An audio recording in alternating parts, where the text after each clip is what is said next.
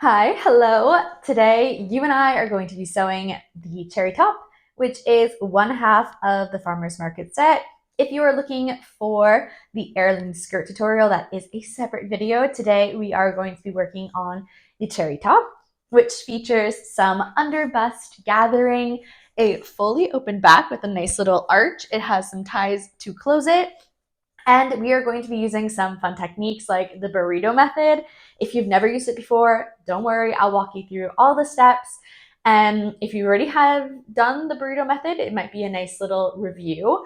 This pattern is something I created, which you can buy, and it comes with a fully written out instructions. But if you're more of a visual learner, like I am, then this video is to accompany those written instructions just to make everything crystal clear. If you're deciding on a fabric, I think a light to mid-weight fabric is best. I have the exact weight listed in the instructions, but I'll write it on the screen here too, because if you choose something too thick, it's going to make the gathers really difficult and it just might be a little bit uncomfortable to wear. I do feel like this is a little bit more of a intermediate pattern due to the burrito method, but don't let that stop you if you are adventurous and excited about learning new skills. Think this pattern is still totally doable for an adventurous, moderate beginner, someone who maybe has done several projects before and is wanting to level their skills up. Then this could be a really good project for you. And with that, let's just jump into the tutorial. So of course, our first step is going to be cutting out the pattern, and you're going to find that a lot of these pieces are cut on fold. That includes the front bodice, the underbust piece, and the back. For the ties, if you are using a directional fabric like I am, I think it is best to cut the ties like this lengthwise with the pointy edge at the bottom. That way, when you tie it, the pattern is actually going the correct way. This is a preference, but something to keep in mind if that is important to you. You can also spy Mochi coming by, my kitty cat. It's a good idea to double check that after you've cut the front pieces that they actually match the pattern, because sometimes things can get a little stretched out, and if you have any excess fabric, then you might find that the neckline will be gaping, and that is not what you want. So I think it's nice to go back through this step and just make sure everything is good, and if not, trim away any of the excess. And so here are the pieces that we need. We have our front bodice, we have our back bodice, and we have our underbust piece, plus we have our two ties. I'm using the same fabric for the ties for the lining version and for the main, just because when I tie them, I only want to see the pretty fabric one. So now I'm going to mark my V point where we're going to need to pivot later when we are sewing the neckline. I'm using my ruler. The seam allowance for the neckline is only 1/4 of an inch. So it's not a 1/2 inch. So make sure that you're only marking with the 1/4 of an inch, but it's actually going to fall pretty far down, deeper than just the seam allowance would seem, if that makes sense. If you're drawing the line where those two seam allowances are going to converge, it's going to be, maybe it's like 3/4 of an inch. I'm not exactly sure of the depth there, but it's where those two seam allowances are going to meet each other, and that is where we're going to have our pivot point. And I've marked it on the lining, and then we're going to lay our two bodice pieces right sides together, like so. Smooth out any of the wrinkles and then pin along the neckline. We are just pinning the neckline here and nothing else. We're going to do the same for our back piece. So we're going to match the right sides together, smooth out any wrinkles, and we're going to pin along the back arch and also along this neckline of the back.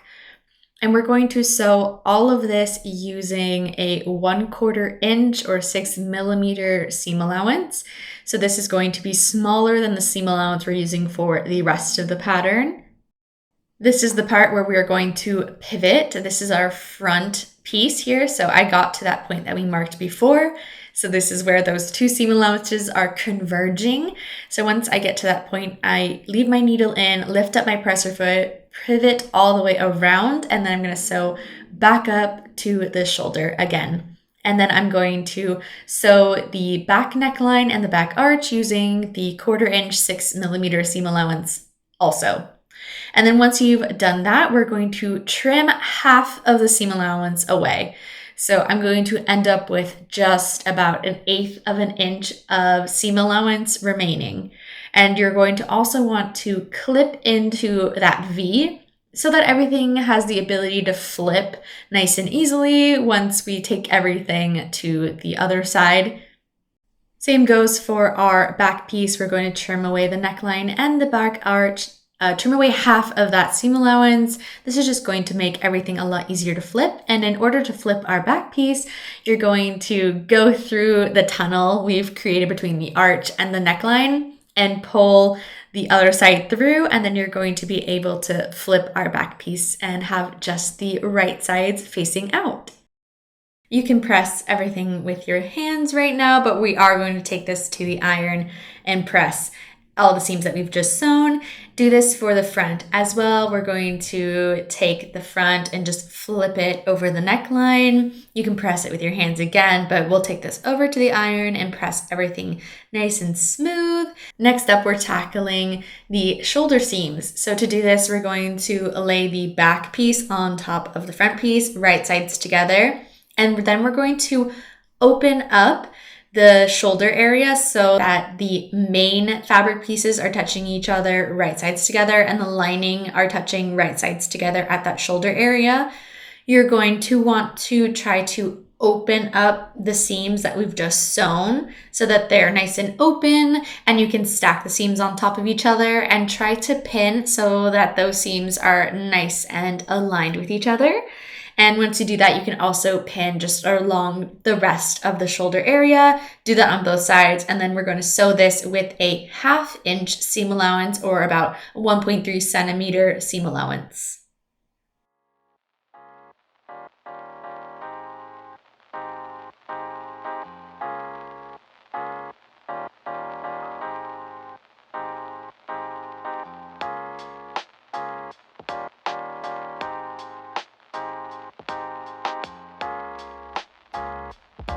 This is where we're at after sewing the shoulder.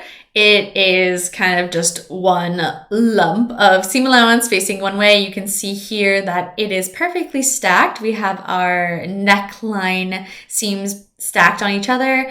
Now I'm going to open this up and we're going to press the shoulder seam that we have just sewn open.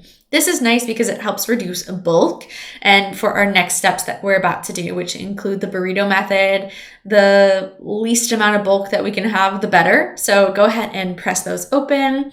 Plus, when you close this, it's going to look nice and flat. It's going to just lay really smoothly and look a lot flatter than if you had pressed the seam allowance to one side. Okay, now to one of my favorite techniques in the entire world, which is the burrito method, which maybe looks more like the taquito method, but we're going to roll from one side to the other until we reach the shoulder area of the other side. And then you're going to want to open up that other side's bodice, front and the back, so that you can get the right sides to touch each other while still having all that rolled portion on the inside. Start by stacking the shoulder seams, and they were pressed open, so it should be pretty easy. Pin that, and then I also like to pin at the underarm seam at each corner on the front and the back, and then now you can just go in and fill in the gaps between along the arm side. And once we have that, we can sew with a 1/2 inch seam allowance, 1.3 centimeters, just like this. Go around the curve. Be really careful not to catch any of your burritoed fabric. Otherwise, it will be impossible to pull everything to the right side. And make sure to also do back tacks on both the beginning and the end. Once you do that, we're also going to trim away 1/2 of the seam allowance here. It just helps make flipping, again, easier, just like we had done before for the neckline. Make sure to pull from the front side. So you're going to go in between the lining and the main and pull. I find it easier to pull the back side through the front than it is the reverse way. So that would be my tip. And you're just going to wiggle everything until it's looking nice. And then we are done with one side. That looks super beautiful. So we have the neckline in one side. And now we are going to finish our other side. and roll, roll, roll, roll, roll. Pin again. You've seen me do this before, and now you are the burrito expert, so you are ready to handle this other side. And then again, we're going to pull everything to the correct side, and now you have armholes done, neckline done, and they are beautiful with encased seams, so everything's looking super smooth. Next on our sewing agenda is to handle our side seams. So lay your bodice out like this, and then we're going to bring our side seams together, and we're going to want to match our right sides to right sides. So the lining right sides to each other and the main right sides together. We also have another seam we're going to want to stack. So do your best to open that so that they are open and not like laying on top of each other, both sides of the seam allowance. Make sure it's nice and open, and then it makes it easier to stack the seam. And then once you pin there, then you can pin along the rest of the side seam. So you can pin the lining side seam matching the bottom together. It should match perfectly. And then you're going to want to do the same on the main side. And it's going to create kind of like a little bit of an awkward shape here. It's getting a little three-dimensional. That's okay.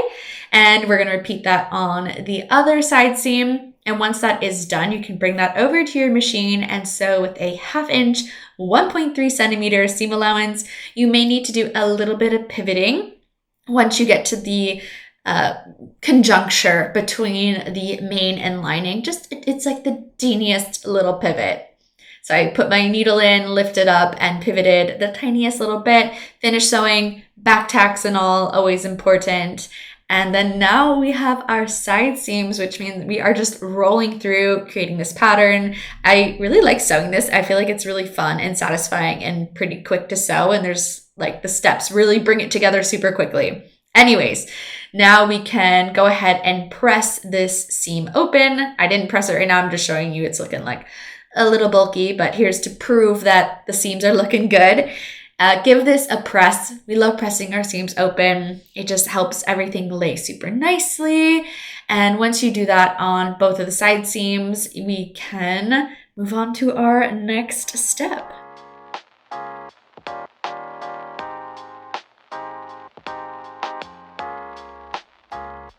Now we're on to gathering the bodice. So one of the features of this top, there are 2 notches. We're going to start at 1 notch. We're going to increase our stitch length to the maximum -5 millimeters. We're starting at that first notch.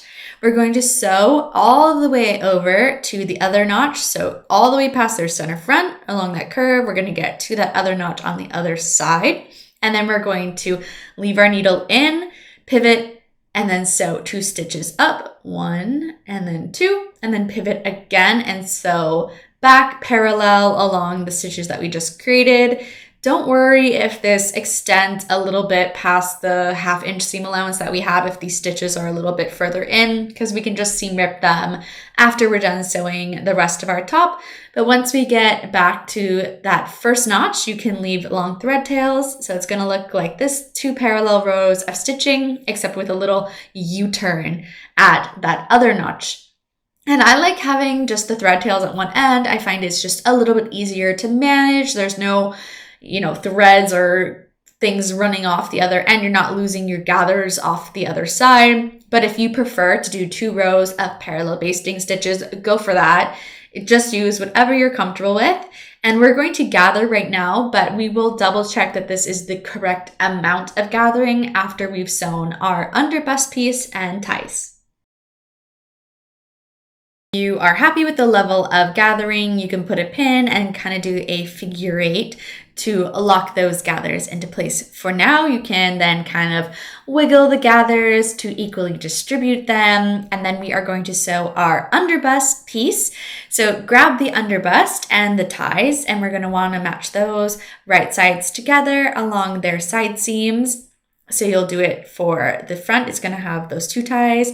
You're going to want to make sure that the bottom point, there's kind of like a slope down so that the point is at the bottom. I hope that makes sense. And you're going to want to do that for the lining as well. You'll remember I'm using that pretty fabric for both the main and the lining. Once you sew using a 1/2 inch seam allowance, you're going to want to press those seams open. That is the theme of this pattern. So once that is done, then we are going to take our main underbust and ties, and we are going to match that right side together with our bodice. Start by matching the side seams, stacking those on the bodice's side seams. And then once you have our side seams pinned, then you can go in and match the center front. There is a center front notch on the underbust piece and a center front notch on the bodice piece. So you're going to want to match those all together. And then once you have all of that pinned, then you can pin along the rest of the gathered area and the rest of the front bodice. And we're also going to pin on the little part of the back. There's like the tiniest little portion. It's just a couple inches, but you're going to want to pin that as well to the underbust ties.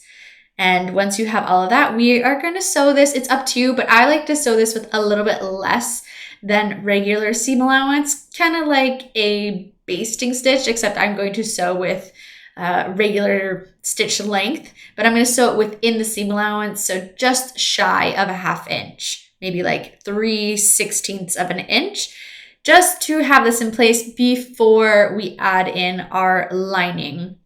So once we do that, it's all good to go. And back tacking at the beginning and end, you can see where I'm coming to the end of this back piece and there's still more tie. We're gonna handle that once we grab our lining. So here you can see I've attached the underbust and tie pieces of the main together. Our side seams are looking good. There's no like crazy things that got caught where they're not supposed to be. So flip it over. So now we are looking at the lining side. Grab our lining version of the underbust and ties. Again, pin at the side seams, stack them, make sure those are all aligned. Pin the center fronts. Then you can pin along the rest of the curves. Everything should just be like perfectly matched at this point. The pieces should be exactly the same length, through the gathers and through the underbust pieces, everything should be exactly the same. And we're just making sure to pin everything as nicely as possible, pinning at the points and pinning as far as you can, even though the back piece is kind of like opened up. We're going to pin just as far as we can. And here we go. Here's what we have. And we're going to end up sewing starting from this point, and then we're going to go around. We're going to sew and pivot at the corners. Then we're going to come back and sew the underbust area, come back around, pivot at the other points of the ties, and come back around to around here. Back tack, lock everything in. This is cool because we're going to finish the underbust area and the ties almost, like nearly finish them. So just make sure when you're sewing here is that you're going to want to leave the needle in and pivot. We are sewing with a ½ inch seam allowance, a 1.3 centimeter seam allowance, and going all the way around, just kind of missing the portion at the bodice. So we are going nearly the entire way.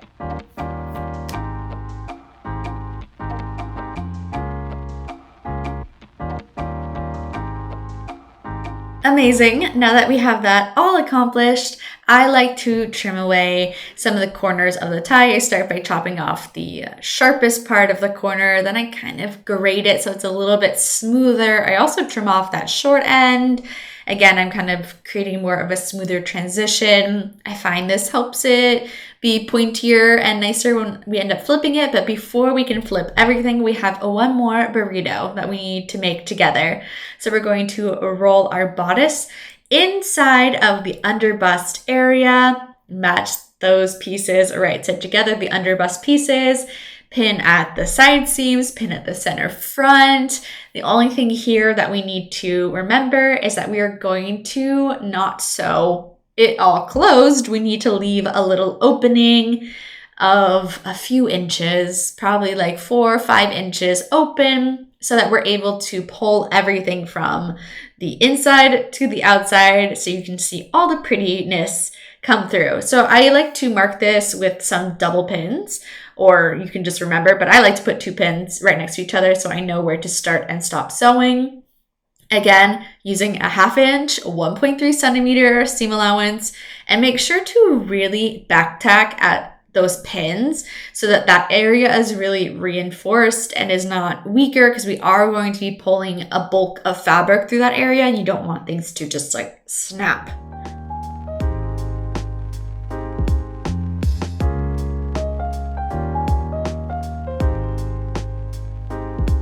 This is one of my favorite parts of this project because everything is all on the inside, but we're gonna pull everything out through this hole, and it's like all of your hard work is about to pay off. You're about to see your nearly finished top with all of these seams so nicely encased. It means that you can really wear this top on either side, the lining side or the main side, or you just have a beautiful inside of your piece, even if no one else gets to see it except for you. So once you pull everything to the outside, that includes the ties, we're going to want to wiggle those and get those sharp corners as much as you can. You might need to use an object to push those out. Then you're going to want to give everything a good press. And that just means we have one final thing to do, which is to sew up this little section here with a invisible stitch or a ladder stitch. It can be called either way. So I like to use two doubled up thread here. Squeeze your way in between. So get your needle between the seam there, and then you just kind of like alternate going back and forth between the main and the lining side, catching just about like 1/8 of an inch, 3 millimeters of the seam, and going through the tunnel.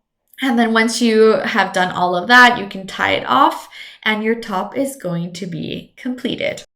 Just remove any of those basting stitches if they are visible, and then you really are done. And I hope that you love your new cherry top. Okay, at this point, you should be all done with your project. You should have a completed cherry top. We've done the burrito method at least on the 2 armholes, and the other way to finish our bottom portion here along the waistline with our ties. So everything should have a nice clean finish. Maybe you have a little hand sewing left if you haven't already done that step, but hopefully after watching this entire video, you feel super confident and you're super proud of your cherry top. And if you have any questions, seriously, like, don't hesitate to reach out to me. I love to help. I know that sewing patterns can fit lots of bodies, but it doesn't mean that there's not a chance that you might have a little adjustment and you might need some help making it. And I'm always happy to give advice or to help you work through any questions you might have. So that is the cherry top, and that is one part of the farmer's market set. And thank you for being here. I'm so happy to be able to share my patterns with you, and so happy to also be able to teach more about sewing. And I just appreciate you being here, and see you in the next video with a new pattern, hopefully. Okay, bye.